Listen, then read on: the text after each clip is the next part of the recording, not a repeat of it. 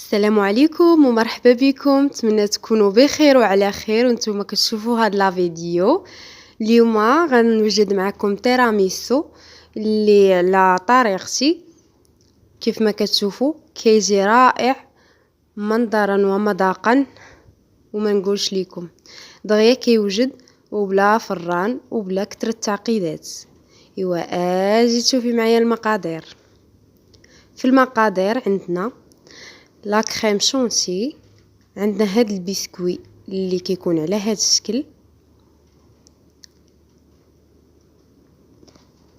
عندي جبن طري اولا بيرلي، عندي نكهة الفريز او الفراولة، عندي كاس كبير ديال الحليب اللي يكون بارد مزيان بما يعادل كاس ونص ديال الحليب، عندي جوج شاسي ديال القهوة بما يعادل معلقة كبيرة ديال القهوة، عندي الكاكاو المر، وعندي الفريز اللي مقطع على هذا الشكل.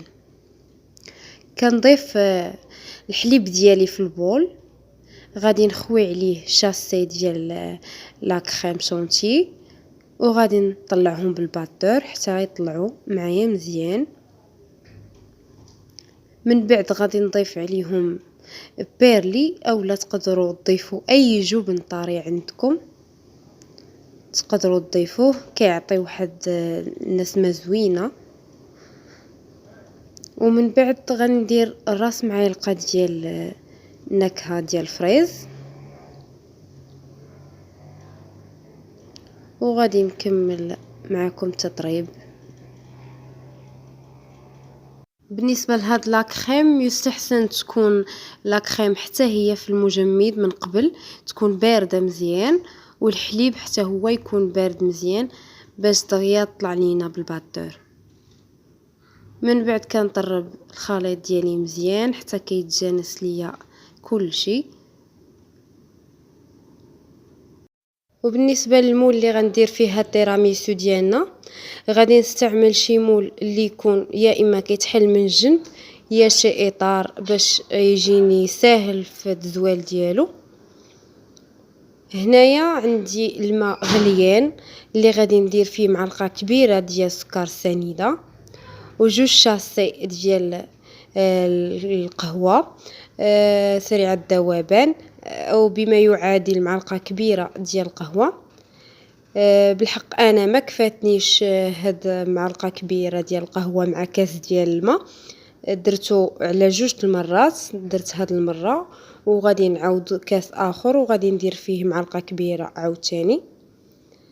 هذا هو اللي غادي نرقد فيه اولا ندير فيه البسكوي ديالنا باش يجي رطب، حيت هو كيكون قاصح.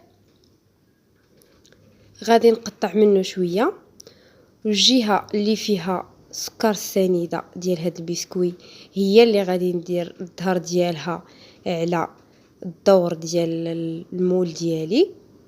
غادي نرقد غير الوجه اللي ما فيهش السكر سنيده هو اللي غادي نديرو في القهوه، وغادي ندور بهذه الطريقه كيف ما كتشوفوا.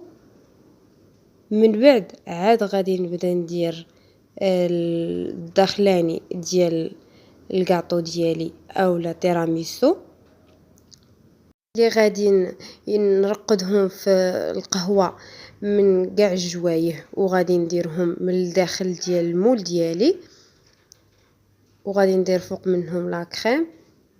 غادي ندخلهم مزيان في القهوه يشربوا ليا القهوه من البلاصه اللي فيها سكر سنيده ومن البلاصه الاخرى.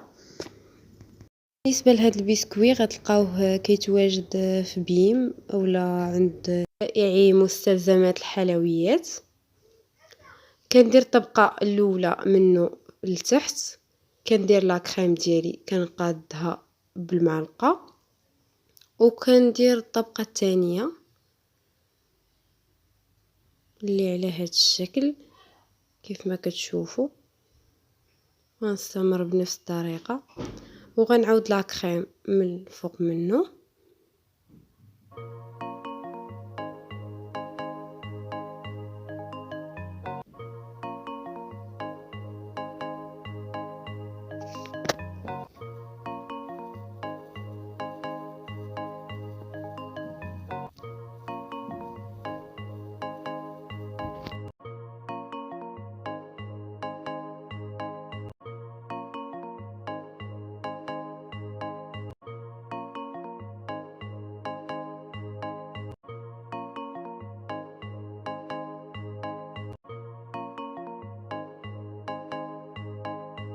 من بعد ما درت الطبقة الأخيرة ديال لاكريم غادي نرش فوق منها الكاكاو المر ديالي من الفوق، وغادي نقاد هذاك الفريز اللي مقطع على هذا الشكل.